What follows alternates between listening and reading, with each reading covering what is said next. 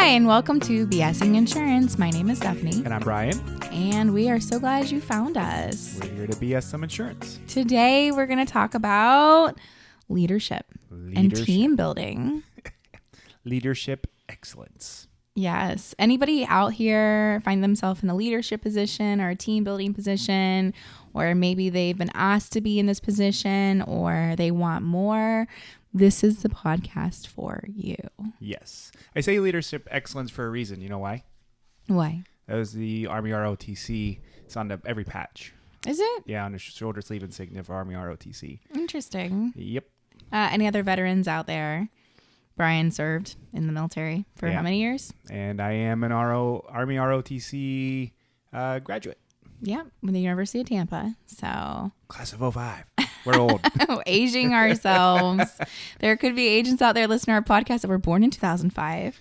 We have one in our household that's going to be getting her license here, and she was born in 2006. Yes. Next generation of insurance agents. You're going to be like Grandpa. What does that make you?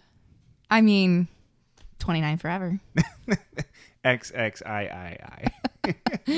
Oh, goodness gracious. So, this is something we've been talking to our team about a lot, right? Our team is very diverse. We have a lot of newbie agents. We've got agents that came from other agencies. We got agencies that came from the captive world, and I'm really talking to some of our agents right now about taking on team leadership roles, team building roles, because we want to encourage our agents to build their own agency eventually. And what should we be looking into ourselves or other people to know that they're going to be the next big team leader? Like, we're not like some of these MLM agencies that are only out there to, build numbers. We want to put somebody on the track for success, right? We don't want to give them a team or encourage them to recruit people if they themselves aren't ready yet. You have to want it, right? You do. You know what?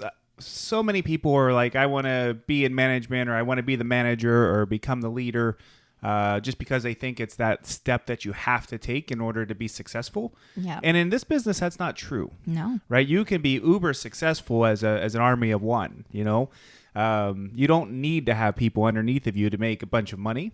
And that's the one great thing about it. So the first thing I would say is, don't do it because you think you have to. Yes. And if you're getting pressure, like you have to do it from your upline, then that upline probably doesn't have the best interest at heart for you. Yeah. If they're pressuring you to recruit and bring on new people and get downlines, it's because they need you to do that in order for them to make money. And that's greedy. That's not the way it's supposed to be. No, definitely not. So we want to make sure the agents that are going to take on team roles, they are ready for this, because we don't want to discourage new agents that get put under these agents that don't know what they're doing to get discouraged and go away, right? Or get dropped out of the business. I remember when I first started the business, Captive, the guy that was my manager had been there for 6 months. He was an 6 expert. months. 6 months he had been there for.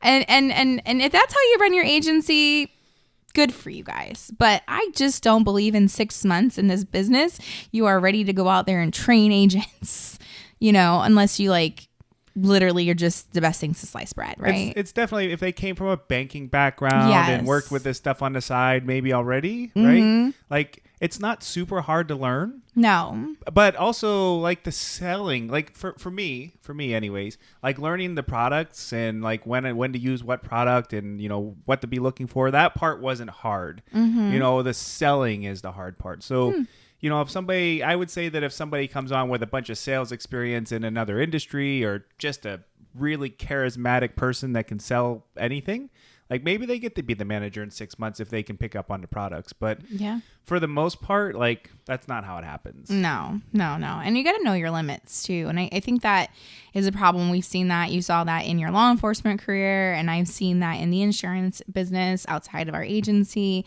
that not everyone is meant to be a manager either. Not everyone is meant to own their own business. Sometimes their best power is a power, like you said, an army of one, and that's where their skills are best used. I mean, I know for me though, I was born to be a teacher. I've coached forever and I like teaching people. I'd much rather go out there with somebody and teach them how to go make the sale and watch them go make their own money than to work independently. right? All day, every day, But which that- I did for years. I worked independently. So, but that's not for everybody. Like there's some No. people who just can't, like, or just don't want to, Mm-hmm. or don't have the attention span. Like, and that's okay. yeah, There's nothing wrong with that. Yep. But if those people are able to go out and produce on their own, there's definitely no reason for them to go bring somebody else on or try to teach somebody, because you have to want to be able to do it. You have to have that desire to be able to do it before you're going to be able to be successful at it, right? Yes. Like how many stories do we hear about, from new agents that have come to us, or just people we talk to out in the world who got brought on by, one of the major MLM style marketers or carriers, and then next thing you know, their upline's nowhere to be seen, right? They bring this person on, and there's nobody actually there teaching them. There's nobody there supporting them, because the only goal of that person was to get a downline, right? Yep. What do you do with them? It's like fishing. Hey, I caught one. What do I do with it now that I caught one? I don't know. I don't know what I was doing myself anyways. Oh gosh, the vision I'm having here in the house. Yep. The two stooges, not three stooges, but two stooges. Like a dog chasing a car, would the dog even know what to do once it got to the car? No, you're right. You're right. And I've been talking to agents lately in our agency, and I've got some that are like so ready to build a team. They just know that they need that little push, or they just need a little extra time. So, when is really the right time to make that move? That's like really, I think, the biggest question for people, right? Because we've got a couple agents that are like, oh, I love this, I love that. I know this is my mindset, but maybe I want to drag my feet here a little longer. When is the right time to make a leap? So I will go back to kind of like my law enforcement days, and whenever I realized I was ready to start training people, and then when I was ready to start moving up through the ranks. And for training, it was whenever I was able to do 95% of the work right, without any questions asked of, why did you do it this way? Like it was just done right. Nobody second guessed anything that I did anymore. I didn't have to call anybody for help. I just knew the answers, and people started calling me, to say, hey, what do I do with this? I'm just a little bit confused here. Something's a little bit out of whack. What do I do with it? So whenever I was able to start answering those questions and having the right answers, that's whenever I realized that, it's ready. I'm ready to start teaching people. Yeah. I'm ready to commit to that, because it's a big commitment, right? It takes a lot to take somebody who has no idea of what they're doing and then bring them up to speed to make them an expert in whatever it is. It doesn't, if it's law enforcement or sales or whatever, like it's, you really can't just throw somebody to the wolves and expect them to grow, right? You gotta teach them. I feel like a lot of people in this business do that to these agents. Yeah. And that sucks. And then for me, like for the promotional part of it, like becoming the manager, moving up in the supervisory ranks, it was because the other people that I were working with, I didn't want to work for them. So, I didn't want to work for somebody, for some of those people. So I had to, at least maintain the same level as them, so I didn't have to work for them, or maybe become their supervisor. So that was more of like the other boss options weren't that great. So it was going to just have to be me.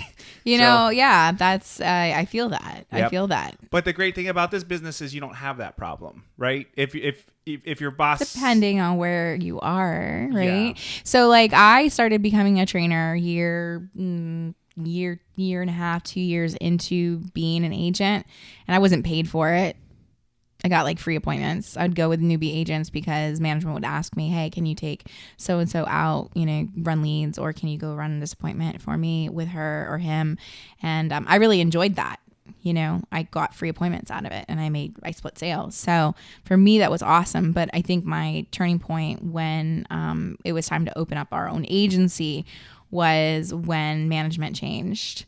And the old agency I was at was like a big corporate owned company, and they all have individual offices, and the manager that had been there for like 30 years, amazing, was great work environment. And they brought a new guy in, and this guy had like less than 5 years experience in the position. And we had a meeting together, and before the person before me, he spent like 30 minutes talking to. And I got into the office and sat down, and he spent like a minute with me. And he's like, well, I know there's really nothing I can do to help you. Like, you know everything that you need to know. And, you know, I know that you're probably going to be teaching me. So do you need anything from me? And that was the day I was like, so why are you here again? Like, I'm very confused. I need to get the heck out of here. Like, this is the sign God's telling me. Like, and he was a nice enough guy. I think that he probably bit off a lot more than he could chew in the beginning because it was a lot, you know. So I'm sure he was just learning how to be a leader himself. From what we hear now, he's doing pretty good. From what we hear now, he's doing very good. So that's really great. But that's when I knew, why am I going to stay here? Like, there's no lateral movement for me. Like, I'm not going anywhere. So I need to go somewhere. We had talked about that for years, about whether you wanted to move up in that structure, and you didn't. You never really wanted to move up because I liked the management structure that was there, and I didn't have any responsibilities. We had babies at home. I didn't want to have responsibilities. I just wanted to go to work and sell stuff and come home. That's what I wanted to do. Army of one. I was a great army of one. And every once in a while I brought in a newbie agent to go run leads and go do appointments with, and I enjoyed that. So, and sometimes I'd take senior agents on appointments when they couldn't sell something, and I'd go sell it for them, and we'd split it. So it's a win-win-win. It's a win-win-win. So that's the thing, right? You know, what's your first steps, and are you meant to be in management? And I think that being a trainer and manager isn't like something that you're just necessarily born with. You've got to put work into it, right? You've got to study. You've got to learn people. You've got to really read people. That's something that I am working on, and I failed at a little bit by thinking that this person would be this type of personality, or this would work, motivating this person. And in reality, it was like I was so off base with that. So it's a lot of people learning too. And you got to be open to knowing that you don't know everything. Yeah. That's something big too. Knowing that you don't know it. Well, knowing what you don't know enough of, right? Yes. Because I think by the time you move into like a training / management role in any organization, especially like one like this, you should have the grasp of the fundamentals on every part of it. Mm-hmm. Maybe that's just the way I work, but you got to have a grasp of the fundamentals. You don't have to be an expert in every part of it, but you have to understand how it all works. You have to be able to ask questions. Right. You have to have enough like in you to say, hey, I don't know the answer to that. Let me find out for you. Let me find out the answer, right? Like I know it exists. I know I have the idea of it. If we're going to do this, I'm going to go have to Google some stuff real quick. Well, like I was just talking to an agent. He's newer to us, but not new in the business. And I'm really encouraging him to build a team right now. He's really great, actually. And he's like, well, maybe in July, maybe here. And I'm like, you got this. You can do it. But if you don't know it, like, you got me. So you got to have a mentor too. So if you're in a atmosphere where you have somebody who you can go back and you can ask questions and they won't judge you and you won't feel like you're belittled because you ask questions. By the way, that's the only environment you should be in this business. You should never be in a situation where they make you feel bad for asking questions because like that's ridiculous. Yeah. I've heard so much of that. Like so much of that.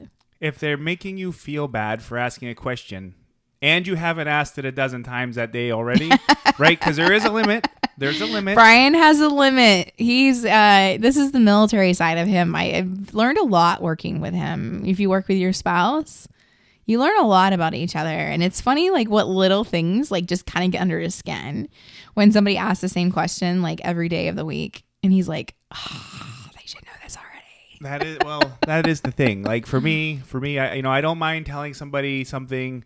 The first time, show, what is it? Well, generally you show, then you have them do it, right? Mm-hmm. But sometimes people just never get into the ability to have them do it because you just keep doing it. It's like the kids, right? If you keep doing everything for the kids, they're never going to do anything for themselves because they're just going to expect you, like washing the dishes in the sink.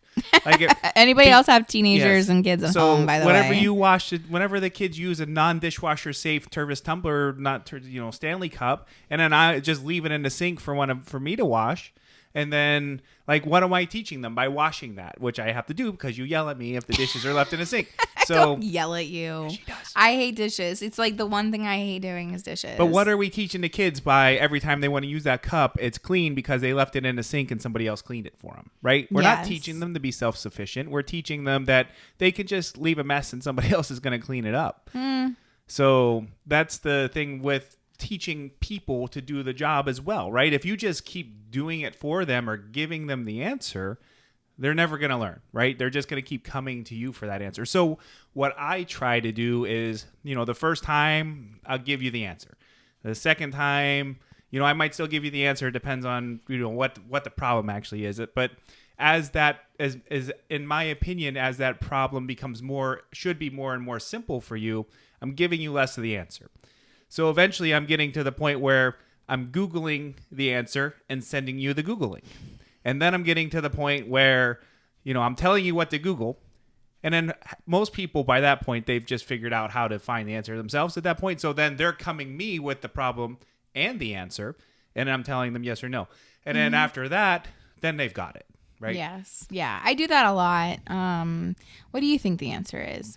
Right? What do you think you should do here? Yep. And normally, like 9 out of 10 times, maybe 9.5 out of 10 times, they've got the answer. They're just looking for reaffirmation of like that they know what they're talking about. Yes. Which is fine. I'm good with that. That's how I did it in Patrol 2 and law enforcement. Like if I had a guy in Phase 4 that I was training or somebody on my squad that, was newer, just didn't know everything yet, which is fine.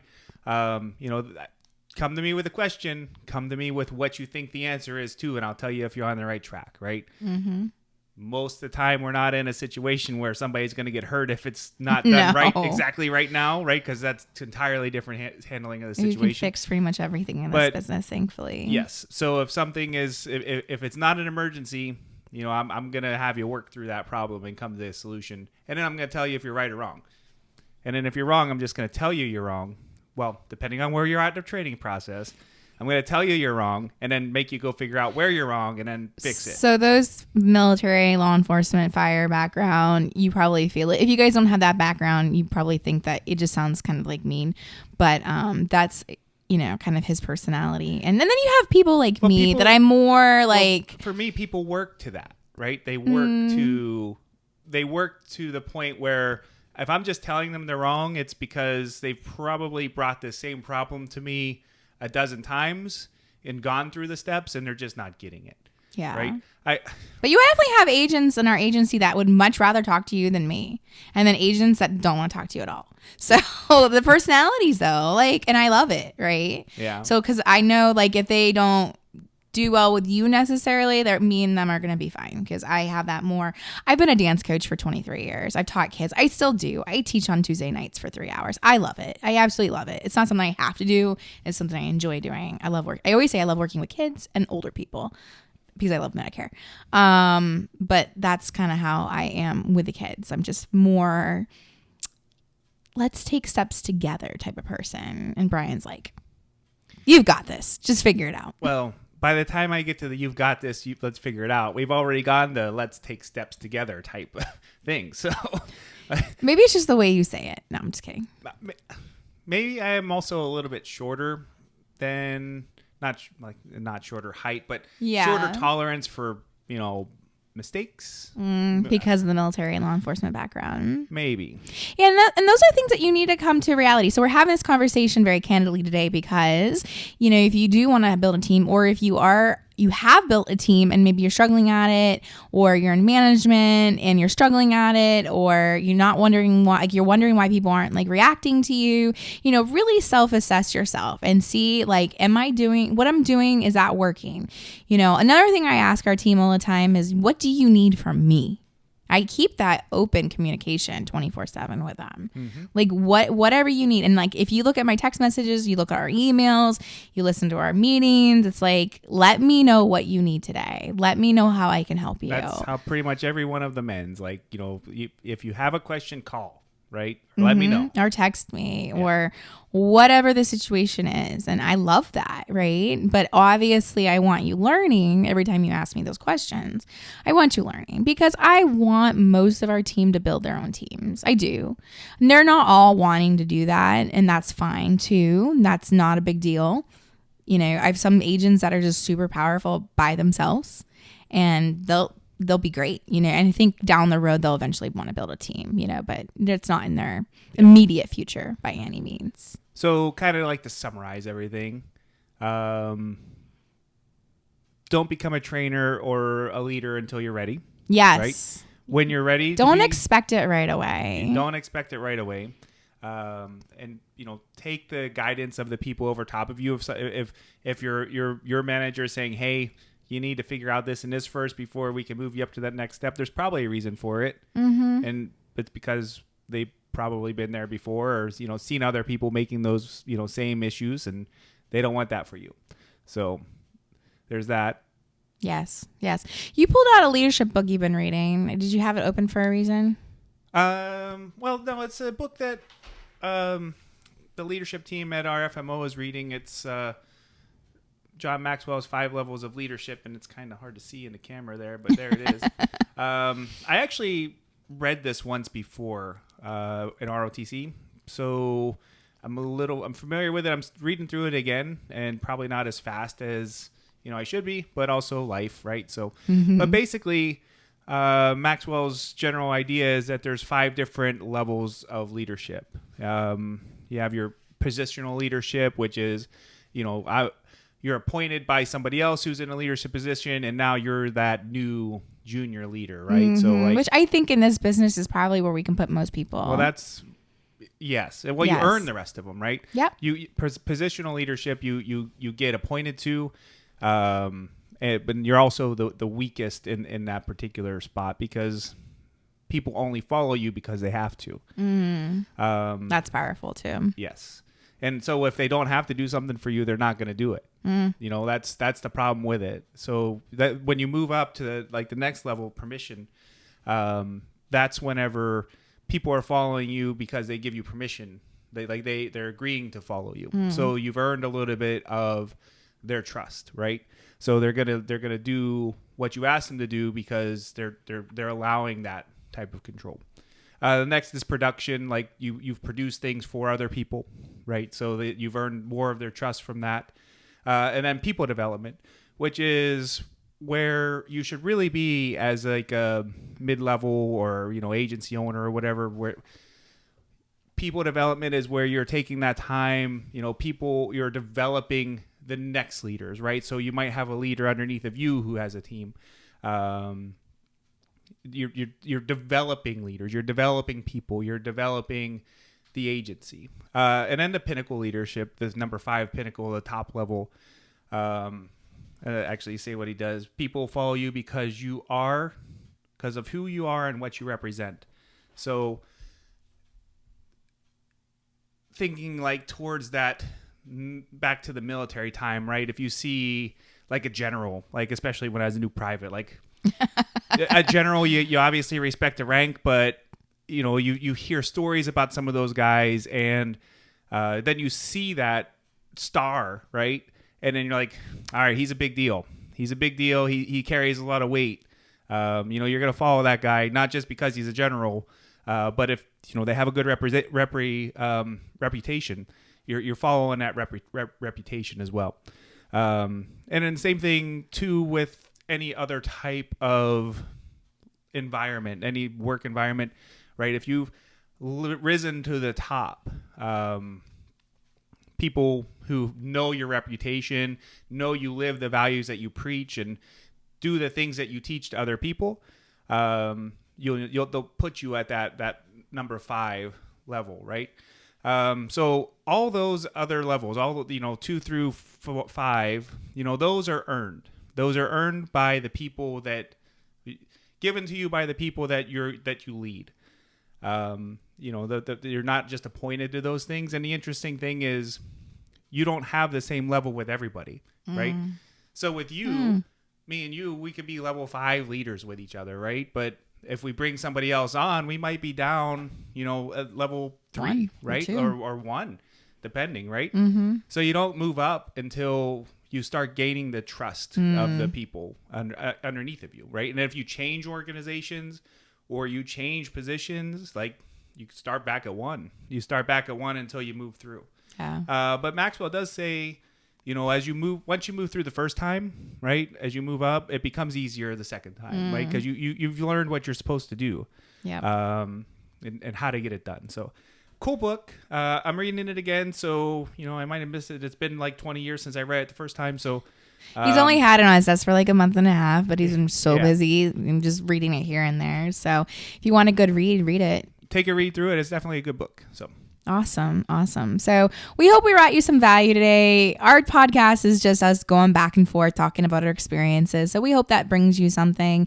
We'd love for you guys to follow us. We're here on YouTube. We are on Spotify, Amazon Music Podcasts, Apple.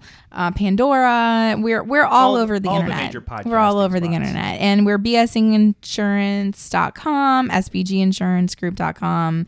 And we are just so glad you're here. BSing Insurance, the podcast on Facebook. There we go. Twitter. SBG Insurance Group on Twitter, I think. I don't know.